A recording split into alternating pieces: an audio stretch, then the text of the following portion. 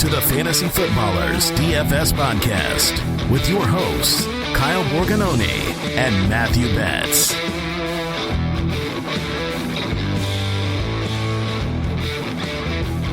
Welcome in once again, Fantasy Footballers DFS Podcast with your hosts, Matthew Betz, Kyle Borganoni. Betz, I tried something different this time, almost like some voiceover work to see if maybe I could get that going. Yeah, that was kind of cool. We should do that every week. What's up, man? I'm excited for this show. You know, it's time to, I think, really get locked into the NFL draft, which we're recording this on Thursday, is officially 4 weeks from tonight, aka if it's Friday, it was yesterday, but 4 weeks basically until it's showtime. So I'm excited, man. You look like you're in proper form of starting your new job. You're wearing golf stuff, man. I know you're an avid golfer. Masters is coming up. How much are you allowed to golf knowing that you have two twins on the way and you have a boss at home? You know, you work remotely. So yes, technically you work for the footballers, but you know, you're about to have Monica come in and tell you when you can do what you can do. Yeah, man, we've already crossed that bridge. You know, last year it was fun because I could pretty much go whenever we didn't have anything on the schedule. Now we made the agreement. You know, May before they get here, I can golf as much as I want. She said. I was like, wow, that's awesome. Wow. But when the twins are born, we had a conversation. It was max once per week. So we'll see how that goes. But yeah, I'll be busy with the twins. But yeah, man, of course, what's really funny for listeners is that, you know, working remotely, you don't necessarily have to look super nice when you're at home by yourself. Pants. You don't have to. Exactly. No pants. But it was funny because when I took this new full-time role, she was like, hey, you know, you got to dress at least like a couple of days a week. You can't just wear sweatpants every day. And I said, why? She said, because then you're just in your pajamas all day. And I said, no, that's different because I have, you know, I have different pajamas and I have different sweatpants. But she did not see it that way. So here I am wearing a golf polo on a Thursday afternoon by myself talking to Kyle. I look ridiculous at this point in time. But yeah, man, I'm excited. I'm excited for the Masters. Are you going to be doing any DFS or any wagering on the Masters? I might pick a few guys that I like to finish like in the top 40. You know, let's be honest, like I don't watch golf at all. I don't do it. So I have some friends that are really into it. It's a big deal back home in Georgia. But yeah, Masters isn't really going to be the top of my game. I realized when you were talking, you have such a tough life, man. You have to write for a football website and you have to play golf. I'm praying for you. And it's just, you have it easy. You have it very easy, don't you? Right now? Yes. You don't know what's coming. When I have two screaming babies at 3:00 in the morning, we'll talk then. Yeah. Last question on this, and then we'll get into our quick question about NFL win totals, which you and I are super psyched about. These came out previous week. Do you feel like you did a better job today because you basically got dressed? I do feel more accomplished. I'm not going to lie. I mean, I listeners know this about me. I'm pretty dialed in with like things to do that I need to get done, very goal oriented. Made my to-do list today. I've already crossed off 5 of the 6 items. So I don't know if that's because I'm not wearing sweats or it just happens to be that way, but things are looking up. Let's just say that. Speaking of one of those things, it's a perfect segue. One of the articles that Betz, he wrote, it's out on the website, is about the Baltimore Ravens, which is the team that you and I are saying, this is our team this year. Like in terms of betting markets, we think that there's a massive edge. And so they're our all-in team. I feel like we need a sponsor for that. All In, brought to you by Cheez-Its, is the Baltimore Ravens. And I don't know why it ended up being I was going to say, where did that come from? So the win totals came out, and let's just say this. Vegas, DK Sportsbook, they're very good at setting the lines for a reason with win totals, okay? However, you usually can pick off a couple. I'll just quickly say it was very easy to pick off my Falcons, who were at 5.5, and they've already been bet down to 5 because everybody was hammering the under. Don't tell anyone in Atlanta, but I might have taken an under.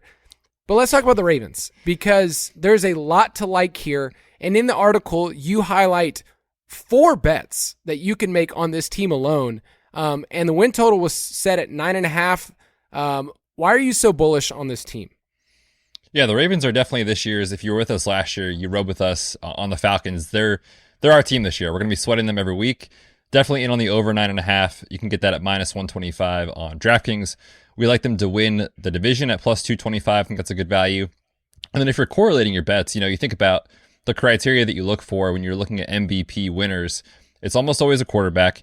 It's almost always a team that finishes first in their division, likely a top 2 or 3 seed, and they have to be winning 10, 11, 12 games. So if you like the Ravens to hit the over, I think sprinkling a little bit on Lamar, at +2,200. I know you got it last week, Kyle, at +2,500. No big deal, moving the lines. It makes a lot of sense. And when you look at this team over the last 3 seasons, excluding last year, they were first, and second in the division. They've won 10+ games each season. They made the playoffs each season. So why are we all of a sudden down on the Ravens after they had the most injury-affected season, according to Football Outsiders, last year? And it was the most since they've been tracking that data. They look at how do injuries affect teams. It was the worst season since 2001 what this Ravens team dealt with last year. I mean, it's insane. So I'm buying low on the Ravens this year. And when you look at their schedule, man, oh my gosh, it is just beautiful. Of course, the division's tough, but is it really? Okay, the Bengals are good. Then you have the Browns. Who knows who's playing quarterback when they meet? And then you look at the other team. Mr. Trubisky, does that scare you? No, it certainly does not. How about a 4th place schedule? Yes, please. So I love the Ravens this year. Definitely making those wagers for sure. But yeah, check it out on the website for more details on that. You basically just took the ball down the court, Betz, dribbled through 5 people, and you're about to just lay it up for me to just throw it down. Because the Ravens, when you look at the 4th place schedule, they're playing Jacksonville, all right? They're playing some teams that really, there's no reason this team fell all the way to 4th. It was the end of the year, right? It was Lamar Jackson. That was the only reason that we would, look at that team and say, oh, things didn't go so right. So they also play the Giants' 4th place schedule. They do draw the Broncos, who are not really a 4th place team. But there are some super winnable games. They play the AFC East, so you get the Jets, you get the Dolphins. I just think 9.5 wins feels like so that was my most significant bet that I've made so far in terms of win totals, was over on the Ravens at 9.5. We'll check in more and more like we did last year with our Falcons. I'm assuming that line's going to soon move to 10 because it was at -125 and it's moved a little further depending on where you get it. So we like the Ravens a lot. They're our team. Let's quickly give a couple teams that we're just saying you could fade. And you and I are both saying why. Why are the Bears at 7 wins? I don't understand. How is this team winning 7 games? I like it because you get the push, right? So we did that last year with the Falcons. If they get to 7, it's not going to kill you. Obviously, you get your money back. But I can't see them winning 7 games. Don't the Bears feel like a 5-win team? Something like that. I mean, Kyle, you go through each team and you give your projection. What did you have for the Bears this year? So I had it at 6.25, which I know that's kind of precise for people, but basically that factors in home and away, it factors in historical stuff. It factors in, what we talk a lot about, which is point differential. And when you look at this offense, it needs to be completely remade. Justin Fields was on training wheels last year. So there is room, I will say, for Justin Fields to go bananas. But when you look at the skill position players, they have one of the worst offensive lines in the league.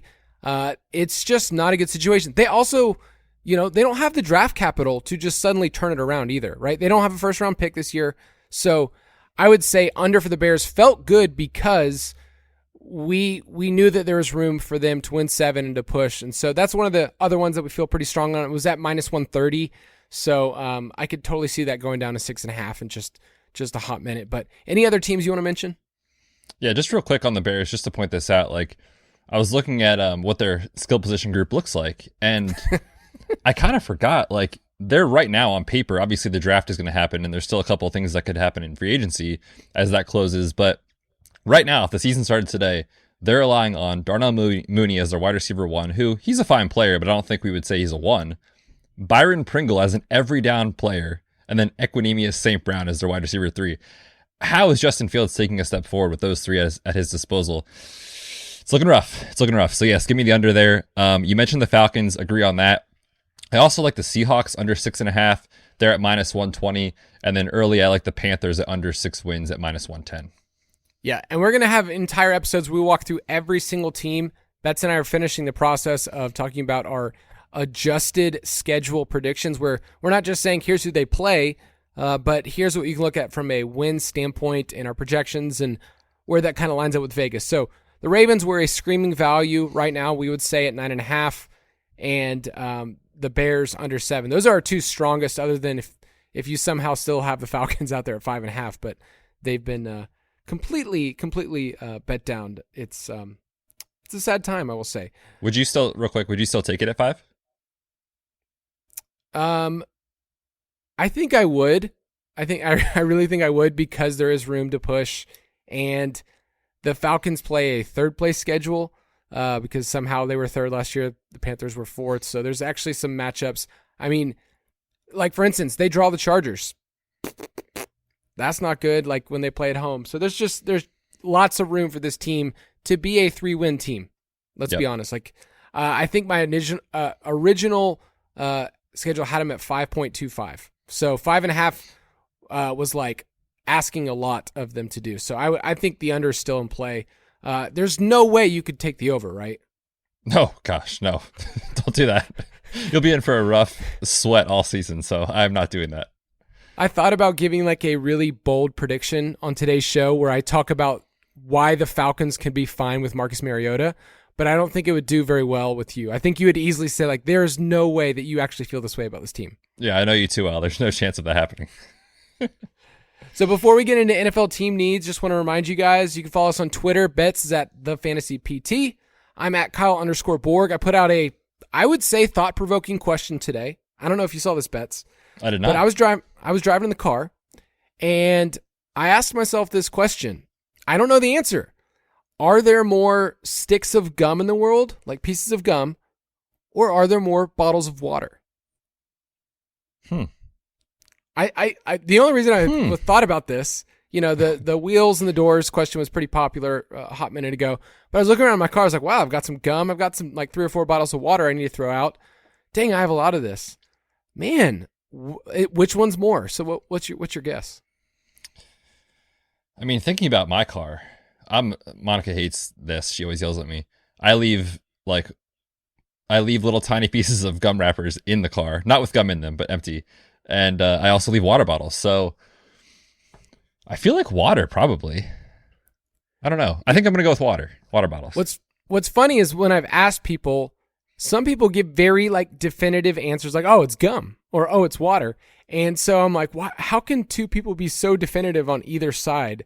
And I'm not trying to, go too deep in this, but it just got me curious and I want to see what people say. So my brother was arguing about water because it's, much more plentiful around the world in terms of need, but gum, I mean, you got lots of little pieces of gum. Who knows? Let me know your thoughts on Twitter if you want to share that. I think there's smarter people out there than us that can figure it out, right? 100%. Yeah, we got to look at, the Ravens win total. Like that's what we're giving our time to. You can figure out the answer for that. But let's get into NFL team needs. Straight cash, homie. I want us to be able to walk through these teams in the top 10, and then we'll go, look at some of these positions and basically give our listeners a chance to find out where they can take advantage of NFL draft props. Okay, so this is a combination of real football needs. So we're taking those real football takes. We're not just looking at this from a fantasy lens, and then looking at it from here's what the market's saying, here's where you could bet. But let me be clear, and I think this is a good thing to have when you think about if you're wagering, if you're throwing a little money, you do not have to bet something or you do not have to bet a certain team. It's completely okay to say, you know what? I don't know the answer here. There is going to be an answer for all of these, right? For the overs and unders, we're going to get answers, but it's okay if the lines are really good because Vegas is good at their job. So, reminder, NFL teams, they do not approach this the same way as us. Okay, so we have to think about this from an NFL team need perspective. We also have to think about it from a stance of, is this team going to do something rational? And could you explain why that is one of the hardest things to do when you are looking at football for a living? I mean, if you've ever set a fantasy lineup, you know that coaches don't do rational things a good portion of the time, especially some coaches and some teams. So yes, I mean, you have to factor that into like when you're trying to price this stuff out yourself. If you're trying to kind of do a little handicapping, like sometimes we think we know what's going to happen, or sometimes teams seem like they should do something and they just don't do it that way because they're not programmed to think the same way, like you said. So yeah, before I place any of my wagers, like I definitely take a moment and just kind of think to myself, like I ask myself the question, how could this go wrong? Or what am I not looking at here? So definitely need to factor that in for sure. There's some coaches that, like you say, just don't do what in general the consensus seems right. They just do their own thing, and obviously we give them a hard time for it. So definitely something to consider. Like last year, Matt Nagy was bent on saying, I will be playing Andy Dalton. And maybe that was part of him knowing he's not part of the next regime for Chicago. So he held out as long as he could, right, to get Justin Fields in the game. And so we would say, hey, Justin Fields is a much more talented athlete. You invested all of this, and it just took a lot longer. So rational coaching, rational thinking, sometimes you have to throw it out. But let's walk through this top 10, talk about these teams, talk about their needs, and maybe where some of these bets. So first off, Jacksonville Jaguars picking at number 1 for the second year in a row. That's not good, but it actually could help your team turn things around. Biggest needs for Jacksonville is edge rushers. They need offensive tackle help. I think long-term they need offensive tackle help, but we've talked about Cam Robinson and what they did there. But I think defensive line is where most people think they're going to go with Hutchinson. He's minus 200 right now currently. But anything we want to say about the Jaguars and how we can take advantage of this? Yeah, I mean, it's kind of a tough market, the first overall pick, obviously. And I've heard a lot of other people that are plugged into NFL draft communities talking about, there's not really that like can't miss prospect in the draft that there seems to be most years. And obviously the term can't miss is kind of a little over the top sometimes, but there's no like coveted quarterback in this class, or there's no locked in number 1 pick guarantee like there was last year with Trevor Lawrence. So people have talked about, Jacksonville, they have the number 1 pick, but like it's not as valuable as it is most years. So I think that if we assume we know exactly what's going to happen at 1, like we do most years, we're probably fooling ourselves. So I think I agree with you that the top 2 needs here for them are probably in the trenches on either side of the ball. And actually, Doug Peterson talked a lot about that at his introductory press conference, that we need to get offensive line help. We need to get, defensive line help. So it makes sense that the market has shifted in that way. It started with Evan Neal, then it was Ekwonu, then it was Hutchinson. We saw Trayvon Walker getting some steam there at 1. So I think I'm kind of out on this market. I mean, unless you're really convinced it's Hutchinson, at this point, it seems like it's tough as of the end of March to get there. So, that's kind of my thoughts on the situation. I think that the time to invest in this pick as of now for me has already come and gone. What's interesting from a team building perspective, you mentioned that there's not a clear cut, like you have to get this quarterback in this, in this draft, or you have to get this player. Like Hutchinson's a good player, but I think in a normal year, you'd say he's a, top 5 to 7 pick rather than saying he's going to go in the first 2. So trading out would make a ton of sense in terms of their needs. If they could drop down and pick up an extra somewhere else, pick up an extra first, let's say that, the Jets are over the moon about Hutchinson or one of these other teams that have multiple first round picks. That's what they could do. But Jacksonville, I think there's not really a market right now where you can take advantage unless you said Hutchinson minus 200 is a guarantee. And the last week or so has been kind of a scare. So that's really all you can go there. I think the bigger question is 2 at Detroit. Okay, so Detroit has a ton of needs. They know that Jared Goff's not the long-term answer. They need edge rushers as well. In fact, all of these top 5 teams need help rushing the passer. And teams build this way a lot. Like they basically say, I want to find somebody who can change the game, Chase Young or whoever. Like that's the kind of players you want to build your team around. And they're super valuable in terms of roster construction. So with your boy, Dan Campbell, he's my boy too. Big fans here. I can't wait for Hard Knocks, man. It's going to be great. I need to say this out loud. I haven't said this to anyone on the planet yet, but I'll say it to you first. This is exciting. I'm dressing up as Dan Campbell for Halloween. I love the commitment on March 31st. We take the Halloween episode pretty seriously around here, and the 3 of them get to dress up. Last year, I dressed up as Keenan Allen. I kind of did a fake out that I shaved my head. So this year, I'm going to be in the office, but I'm going to be Dan Campbell, and I just need to state it now before anyone else does. All right, I like it. You get to lay claim to that. No one else can do it. Says no one right now. Love it.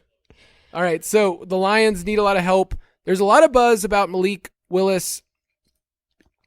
Is that just smoke? Like, if you were the Lions, what would you do? And then what would you take advantage of a betting perspective? Yeah, like you said, it's tough because they have so many holes to fill. And Malik Willis is a guy that I think most people would agree in the NFL draft community that he has the highest ceiling.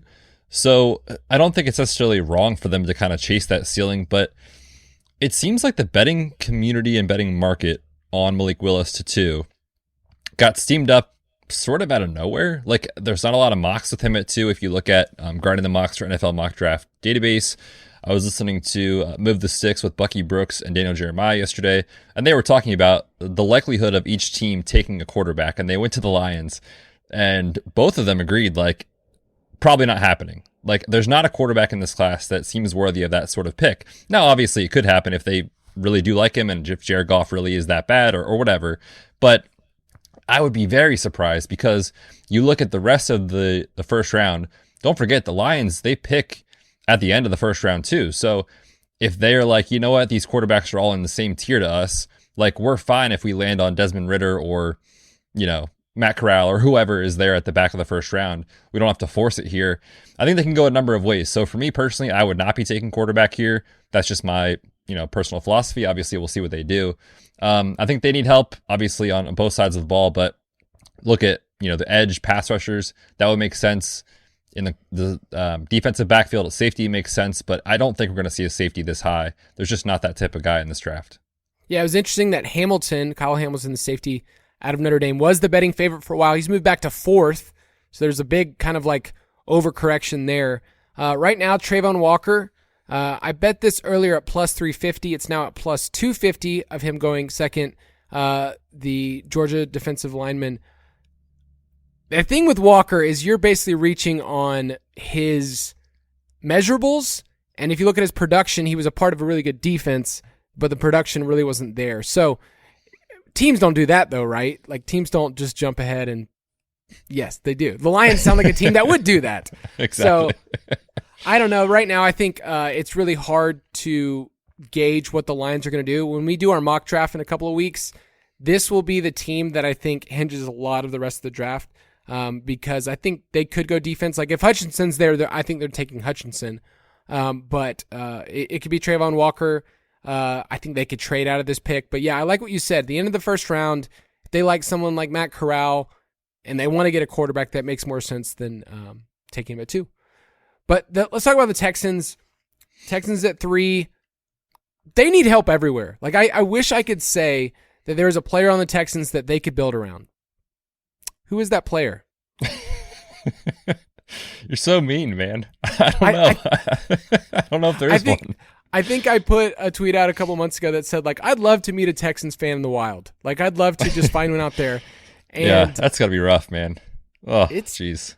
Hey, I respect you if you're all in with your team like I am with my Falcons right now. But I think with what they have, offensive tackle makes the most sense. That's what you're seeing in the betting markets. Both of those tackles are the first 2, and then Walker's at plus 500. So those seem like the logical picks, but is there anything that you would take advantage of? No, not necessarily there. I think that the Texans are probably a team that will try to go with one of those 2 positions, whether it's a pass rusher or a tackle. So I think that there's pretty efficient numbers on this spot. I actually don't mind the Walker bet at plus 500. I feel like that's decent value in the event that he doesn't go 1 or 2. So I don't mind that. If you are going to make me pick which tackle goes here, I think you look at the alternative markets. You say, okay, Kwanwu is much higher in the first tackle to be taken market above Neal. So I wouldn't bet Neal personally at plus 300. I think it's either Kwanwu or Walker for me. Yeah, I think I would probably go in that direction. Walker is minus 450 to go in the top 5. So I don't think he's going to slide out of that range. But yeah, I think there's a lot of steam of him going to the Lions, and so him dropping a little bit wouldn't be crazy. But really, all of these teams in the top 5, they need help rushing the passer. So talk about the Jets, who have pick at 4 and pick at 10. Sauce Gardner is somebody that we've seen mock there. You and I have a really exciting bet where if we have under 8.5 for Gardner. So that's a really good landing spot. But right now, the betting favorite on FanDuel is Kayvon Thibodeau at plus 200. So that would be my favorite way to get advantage of this, because the over-under on Thibodeau is really hard to gauge. You and I went back and forth about him for a while. But I think it's going to be a defensive player. They pick here, and then at 10, maybe address wide receiver. Yeah, I think that's what the general consensus is, especially when you look at a lot of the top mock drafts to this point. With the Jets, and especially with Sauce Gardner, the market for him over the last 48 hours has been crazy. So yeah, we talked about it with under 8.5. We put that in our article on the website too. So that feels really good at this point. But right now, in the last couple of days, he went from plus 1,600 to go to fourth to the Jets to now, like you said, plus 400 in a matter of days. So there's a lot of steam on that for sure. At this point, I probably am not taking that bet based off the odds. I think if you got it yesterday, that's awesome. But yeah, I think Kayvon Thibodeau, just to speak to that real quick, he's a guy that just fits in a lot of these teams, right? And it wasn't that long ago, back in November, December, he was considered the consensus best player in this draft. And all of a sudden, he's in free fall because there's teams that have questioned maybe his commitment as far as like work ethic and kind of how he performed at the combine and stuff like that. But I just feel like, the market may have overcorrected based off that. Like, he was consensus number one overall. Then at some books, he was over 6.5, was like minus 175, like people expecting him to go to the back of the top 10 picks. And now there's some steam to him come back to the fourth. So I don't really know where to gauge him. I'm not touching it personally. But yeah, I think for Jets, you're probably looking at a defensive player for sure, because of the fact that the wide receivers, which they do need for sure, they have another pick at 10. So I don't think we see a receiver go this high. We'll see a receiver probably at 10 at that pick. So the New York teams have 4 picks in the top 10, right? Jets at 4 and 10. The Giants 5 and 7, which is pretty unique. It's tough because one of the tackles could certainly fall here. Okay, I feel like this is a prime spot for Evan Neal. This is kind of where his draft position is kind of landed. So I think this is a great spot for them. They did take Andrew Thomas out of Georgia 2 years ago, so they've done this before with a young tackle. I think edge rusher makes a ton of sense. I think this could be a spot for Kyle Hamilton. The Giants, I think, have a lot to play with here, a lot to figure out what they want to do. And I'll also add, I think the Giants are not that far away from competing. Am I crazy? Man, that's so wild. I mean, we're not on bold or cold yet at the end of the show, but I saw your tweet the other day. You can speak to it. I'll let you kind of give more detail. But when you asked the question in the show doc, that was going to be my answer. So I actually kind of agree with you, which is wild to think about with the Giants. Yeah, the Giants can go a lot of different directions here. And here's kind of what I stumbled upon. Since 2015, at least one team that's picked in the top 10 also won their division that year.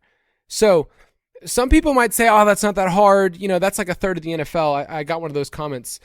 But look at these teams. Last year, you kind of saw this massive gap between teams that made the playoffs and these teams. These teams last year that are picking in the top 10 were so bad last year. The Jets, the Falcons they were super fortunate to get to 7 wins. Terrible offense. So thankful for that. The Panthers, end of the year, just terrible, losing six or 7 in a row. The Texans, they did well with what they had. 4 and 12. Lions, really, really bad. Jaguars, 3 wins. These teams are really, really bad. So my question was, which team could turn around the fastest? And if the Giants hit on one of these 2 picks, if they get, meaningful play out of Daniel Jones, I'm just saying replacement level. They don't need a negative. Their wide receivers come alive. I think that there's a shot for them in the NFC East if Dallas takes a step back. Yeah, I don't think it's crazy. I mean, obviously, I think right now on paper we would say none of these teams are likely to win their division, obviously. But if you have to pick one, I agree because, I think the Eagles got a little fortunate last year. I can say that objectively about my team. Hopefully they're better this year, but they got a little lucky, I think. Like you said, if things go wrong for Dallas, obviously with Carson Wentz in Washington, we could see that go south really quickly. So I think it's just a divisional thing that you look at and say, yeah, they could come away, and surprise people with 10 wins, and you'd be like, where the heck did that come from? And all of a sudden they're, top 2 in the division. So I don't think that's crazy. I'll let you as a listener kind of ponder which one of those as we take a short break.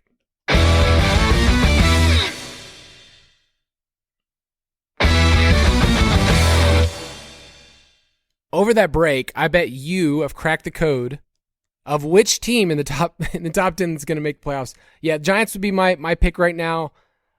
I think, I'll just say it, there is a scenario where I think the Jets, if Zach Wilson is not the worst thing in the world, which I would bet against Zach Wilson, but I think there is a shot for the Jets to kind of turn around.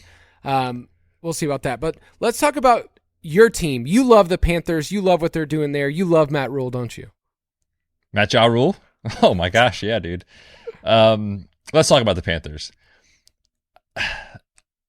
I just don't see how they don't take a quarterback. I mean, that's what's in the betting market. They're the favorite to land Willis or the favorite to land Pickett. So, and you look at the alternative quarterback markets, like those are the top two names, obviously, that you see in drafts for mocks, and then as well in the favorite to go first, it's obviously Willis, then Pickett. But regardless, I think one of those two quarterbacks land with Carolina. And so I think there's somewhat decent value on like top 10 for Kenny Pickett, especially if you're like us and we're holding a ticket right now, Kyle, for Willis to go first. Like, I don't think it's crazy to hedge a little bit here with this if you got it at plus money a few months ago, or a few weeks ago rather. So when you look at the Panthers, right, like they've got lots of needs. I mean, kind of like all the other teams here, they can go a number of ways. But look at like what is happening with this team and their draft capital right now. If the season started today, they're obviously entering it with Sam Darnold. Can you really do that again? I don't think, I mean, the ship has sailed. I don't think you can do that. They don't pick again until the round 4. Like, if Carolina wants a quarterback, they're not going to take them elsewhere. They're taking them right here. So I think there's value on both the quarterbacks here. I mean, you have some narratives with Kenny Pickett, who committed to Temple when Matt Rule was there. And just real quick, this is kind of funny. There's a picture going on social media of Kenny Pickett and Matt Rule posing together with Pickett in a Temple jersey. Matt Rule, that was not that long ago. Matt Rule looks like he's seen some things over the last several years. He looks like he has aged like 30 years. It's terrifying. Yes, it is wild. I'll try to tweet it out if I can find it. But regardless, I think they're going quarterback here. I mean, can they really enter another year with Sam Darnold? What are your thoughts? Yeah, they're also a dumb organization that wants to chase what they think they need. I'm serious. Like, they know they need quarterback help. And they've addressed it, okay? They realize they need to address it. They're probably going to do it in the draft. The problem is when you've basically pigeonholed yourself as an organization to say this is what we need, and the supply is Malik Willis, Kenny Pickett, Matt Corral, Desmond Ridder. Like, those are the options. They struck out in free agency. They clearly wanted Deshaun Watson. They wanted some other, they wanted Russell Wilson, whatever it was. Then they've basically said this is what we have to do with pick 6. And what they should do, in my opinion, is trade back and just take whatever quarterback of Willis or Pickett falls to them. Now they could be if Willis goes there, that could be a really fun team. I won't lie. Like, that could be really fun in terms of what we talk about with DFS. I'm still holding on hope for my boy Terrace Marshall. It's just there's a lot of other things with this team that they still need to address. So I think they should take offensive tackle. But what would you do from a betting standpoint? From a betting standpoint, I think I would take plus 175 right now on Pickett. The Panthers to take Pickett. I think that's what we're seeing. There's connection. I still think though that the Panthers, like, you can't bet right now the over under on the draft position for Willis or Pickett. They're not on FanDuel. They're not on DraftKings. You can't really take advantage of that. But you can say that this team is going to take a quarterback. So, we've been wrong before, but they addressed last year. They got J.C. Horn, the cornerback. I think that it's the right spot to take a quarterback from a betting standpoint, but I would not, in terms of these prospects, give up the 6th overall pick for two players that I think a lot of people on their big boards have them outside the top 15 to 20. Yeah, I don't think that's crazy either. It's like you said, it's a supply issue because there's not that quarterback in this class, so they'll naturally get pushed up the board, even though maybe they shouldn't. All right, so we talked about the Giants already at 7. Let's talk about the Falcons, man. How would you fix the Falcons at 8? How much time do you have? This is a tough one, man. They could go a number of ways. Obviously, we were kind of joking about the Bears wide receiver room. Dude, the Falcons wide receiver room is absolutely incredible. Just do yourself a favor, listener. Pause the podcast, Google Falcons depth chart, and you will have a nice little laugh. So I could see a wide receiver here for sure.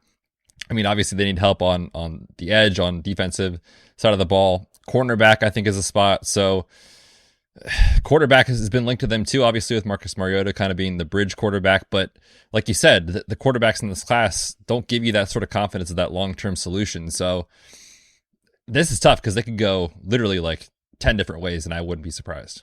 Yeah, I think if they went wide receiver or edge, if Thibodeau somehow fell down here, I'd feel great about it as a fan in terms of the value and what we got. Don't think they should trade up.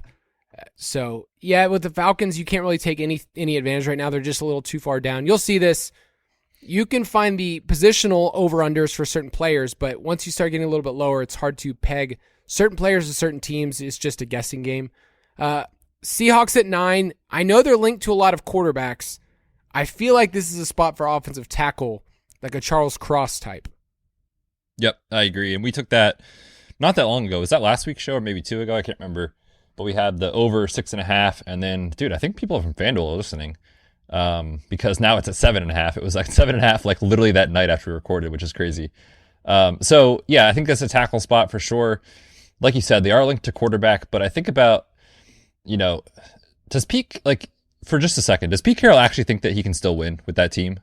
It seems like there's a mismatch between, like, I know that, and they talked about it today on the show, the guys did, like older head coach, but also not the roster to support older head coach. Like there's a different philosophy, it seems like. So I can't see them taking a quarterback to rebuild with Pete Carroll as the head coach. I think he really thinks that he can win with that team. I think that the formula for success, Pound the rock. Yes, he might look at like total rush attempts or total pass attempts and say, well, Drew Lock could throw the ball 25 times. We could do that. But you have one of the most efficient players in NFL history and someone that's still getting it done. So, Russell Wilson. So, if I were the Seahawks, I would take offensive tackle. If they went cornerback as well, like if Sauce Gardner somehow fell all the way here, that sounds totally fine. But they seem content right now on Drew Lock. And maybe they bring in a veteran later. I don't know. But, yeah, do you think they're going into the season with Drew Lock as their quarterback? Yeah. I mean, who else is it going to be? Unless they figure out a way to get Baker, like that's pretty much the only option right now. So, yeah, maybe. All right, so I want to give you real quick before we go into a couple of positions, top 5 odds. There's a couple that I don't mind betting that I think you could throw out there. So right now on DraftKings, you can bet Sauce Gardner at plus 130 to go in the top 5. And I really think that he's a candidate to go to either the Jets or the Giants at 4 or 5. I also think Kayvon Thibodeau at plus 135 is a solid bet if you think one of those 2 New York teams are also going to go edge. And then top 10, I think it actually gets a little harder here to figure out who's going to kind of sneak into that top 10. I mentioned earlier, if you think the Panthers are going to take Kenny Pickett, take him. The Panthers take him at plus 175. He's plus 125 to go in the top 10, but it's really just a guessing game between him and Willis. This isn't the right market to kind of gauge where they're at, but anything else you want to say about top 5 or top 10 odds? Yeah, just real quick. This is nothing that I feel confident about, but Jameson Williams is a name that I think is going to go a lot higher in the draft than current mocks currently project. Of course, we had the update from Adam Schefter not too long ago about his recovery from ACL surgery going really well. All these things. And of course, that's probably just off-season fluff. Like, of course it's going well. He's not that far out from surgery and he's not doing that much yet. But Dane Brugler, who we've talked about as being kind of a guy that we look at with his advice as far as NFL draft analysis, he quote tweeted it and said he's going to go way higher than people think. And right now he's mocked at like 21 a lot, 20 kind of range. So the NFL, man, they are just addicted to speed, and this kid can freaking fly. So I don't think it's crazy just to sprinkle like plus 1,500 for maybe Williams to go, or if you want to take him as an alternative market first wide receiver, I don't think that's crazy. But I guarantee you when the over-under on his prop comes out, I'll be very much excited to look at the under on that. I think it goes a little bit higher. Yeah, I'm a big fan as well. So yeah, you can't find anything right now on his positional total, but if I were going to make you set it today, Jameson Williams, wide receiver out of Alabama, where would you put his over-under? Based off mocks that I've seen, I'd probably put it at like 21.5 or 22.5. I don't know which side I'd take. That means he did a good job. Perfect. He's going in the first round. He's going in the first round. 100%. 100%. If you can get that bet, do it. So we're going to talk real briefly about positions, and we went through the top 10, but let's talk about quarterbacks really quickly. There are teams that are linked to quarterbacks. Detroit, Carolina, Seattle, Washington before Wentz was one of those teams. Pittsburgh, I think, is one of those teams later on. They picked 20th overall. That's like, okay, do they wait for a quarterback? Do they move up?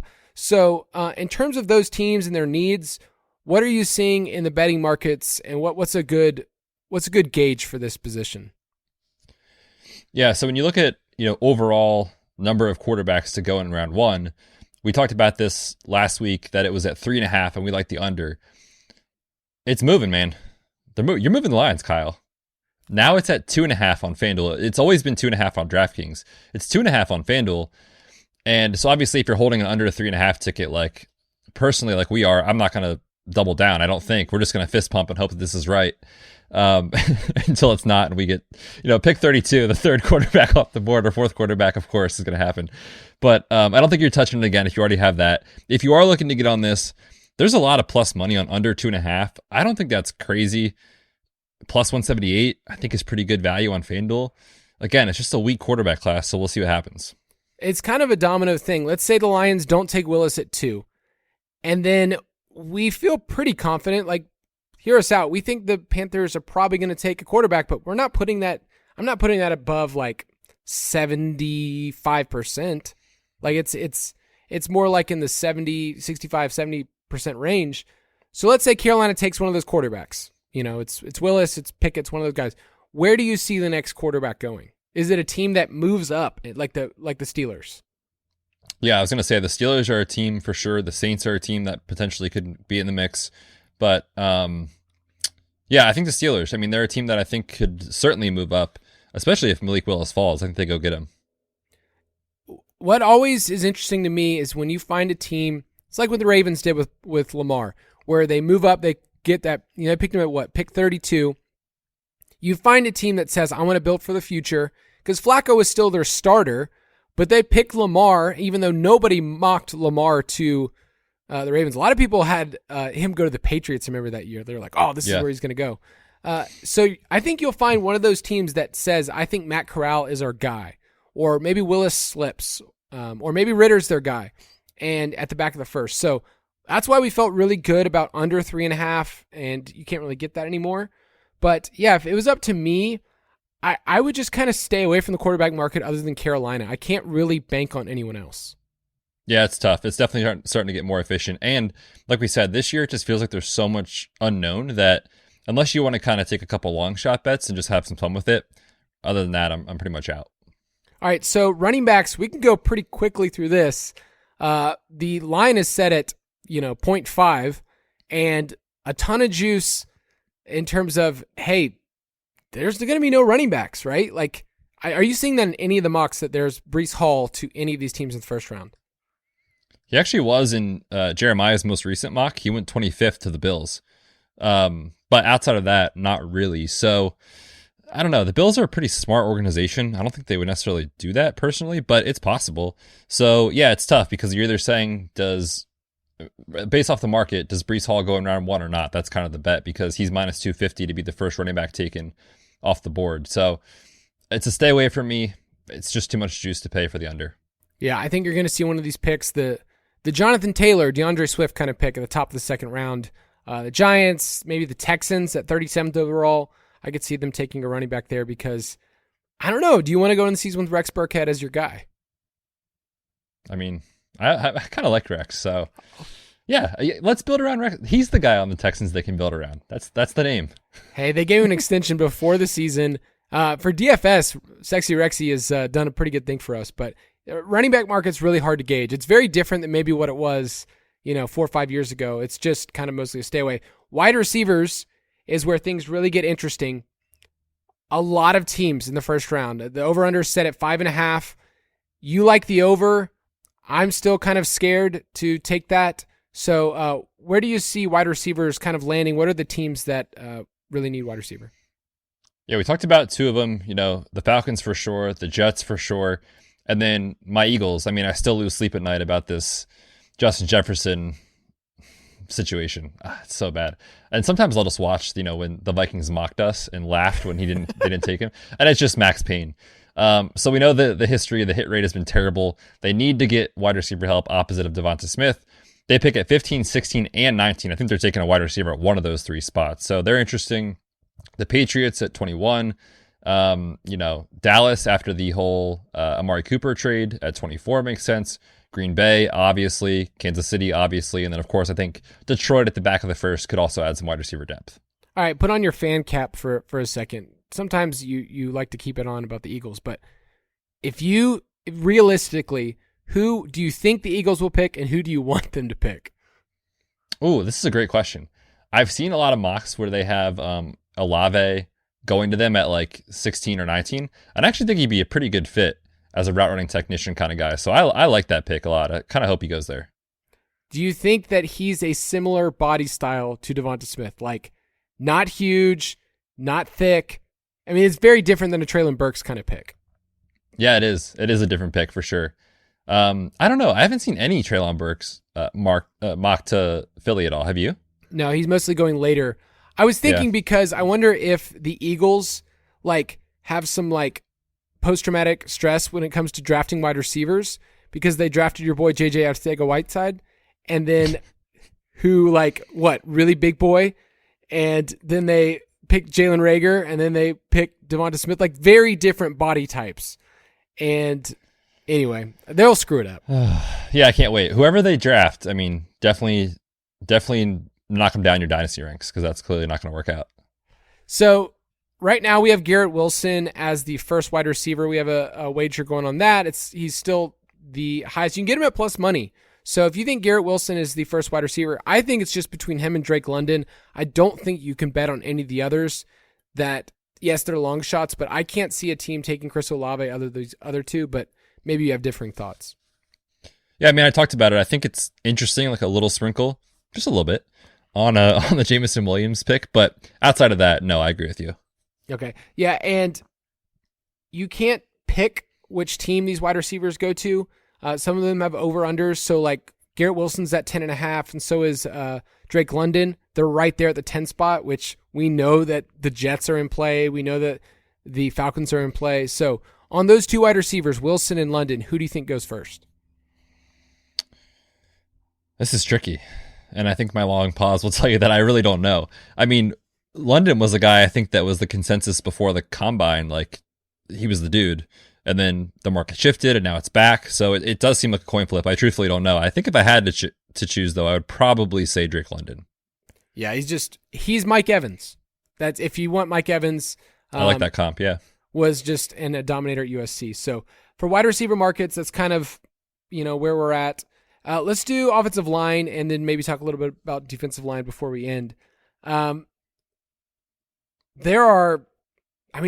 many offensive tackles do you think that we could see in the first 10 picks? I think the consensus is probably about 3. Yeah. I think that a fourth could sneak in there if, Seattle takes them at 9. Let's say you have Houston and then the Giants take one. Carolina, let's say they don't take quarterback. I think you could get up to 4. My point is that this draft is going to be heavy on edge rushers. It's going to be heavy on offensive linemen. You can find markets out there in terms of 7.5. So over 7.5 on FanDuel is plus 106. Under 7.5 is minus 140.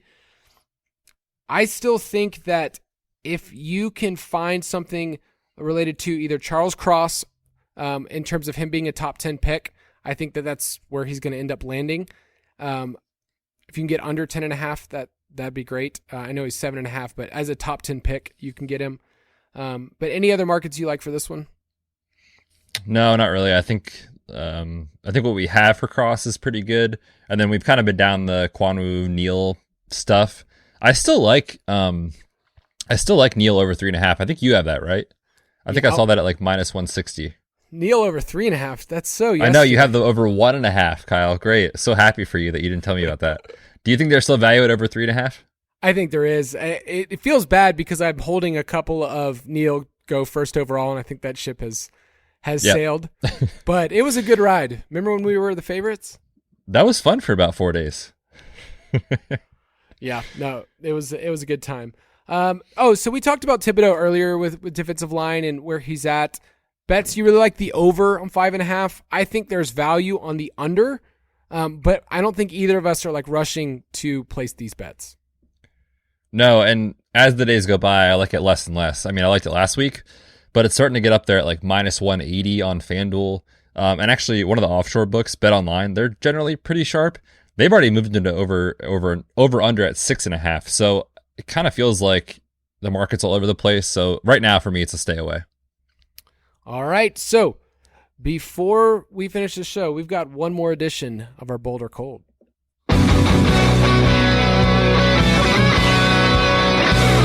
Ridiculously bold predictions.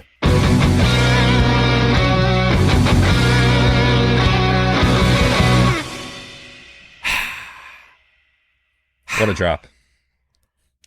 Betz, I'm going to defer to you today to go first to give us your prediction, and you at home get to listen to Betz with all conviction, see if he's a liar or not.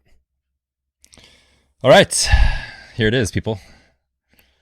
Now is the time to go out and trade for Rondale Moore in your dynasty league before the season starts, before the NFL draft.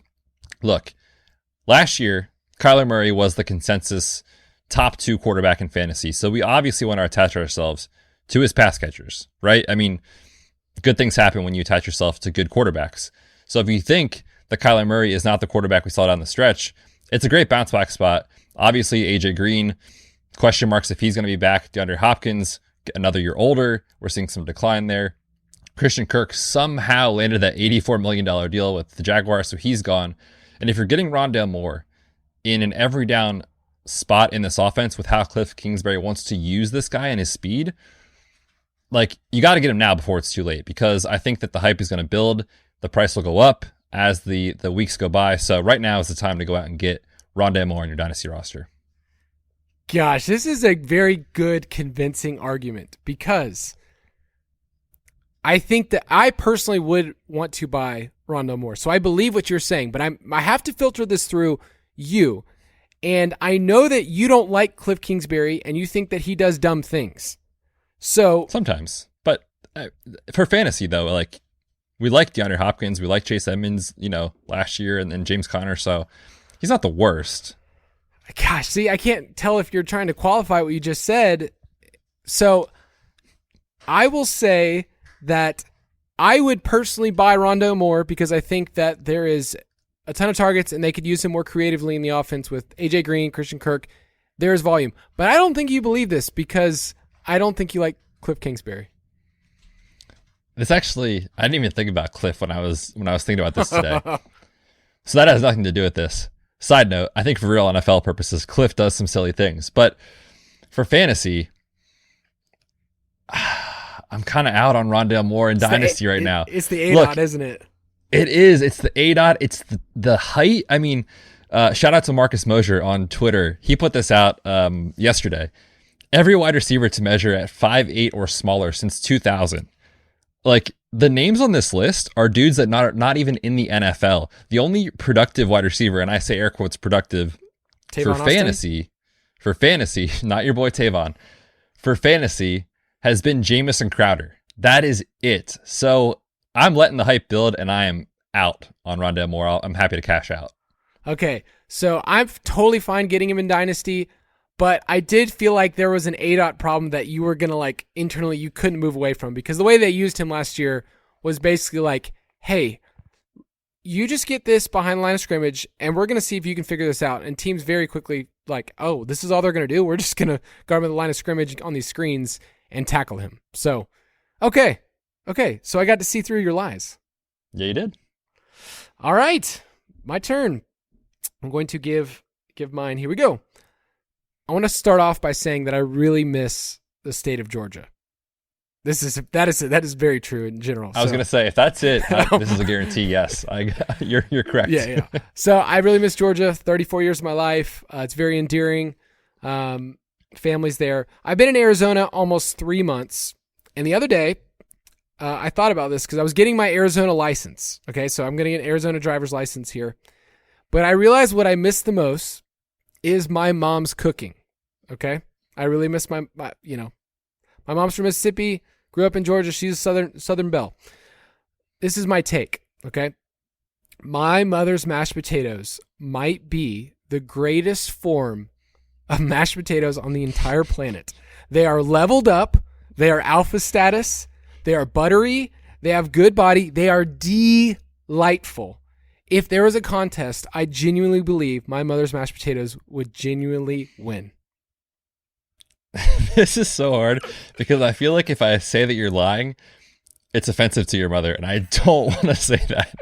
But the fact that you use the terms level up and that it would win in a contest seems a little over the top for mashed potatoes, which, don't get me wrong, are good, but kind of hard to mess up. In a mashed potato contest.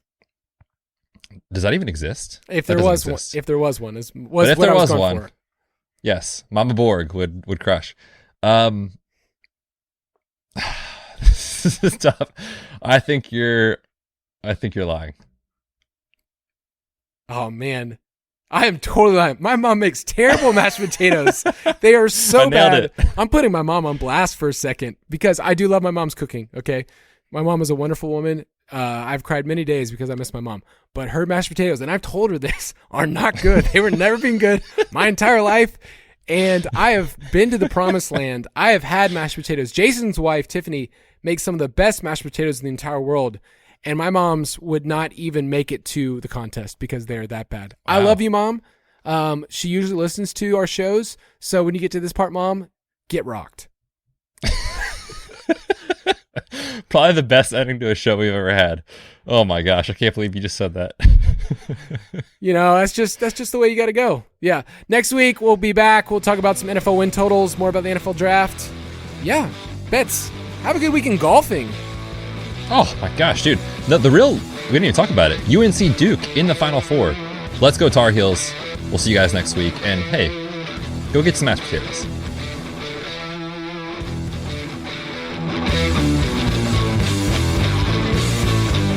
Thank you for listening to another edition of the Fantasy Footballers DFS Podcast. Don't forget to visit us on the web at www.thefantasyfootballers.com.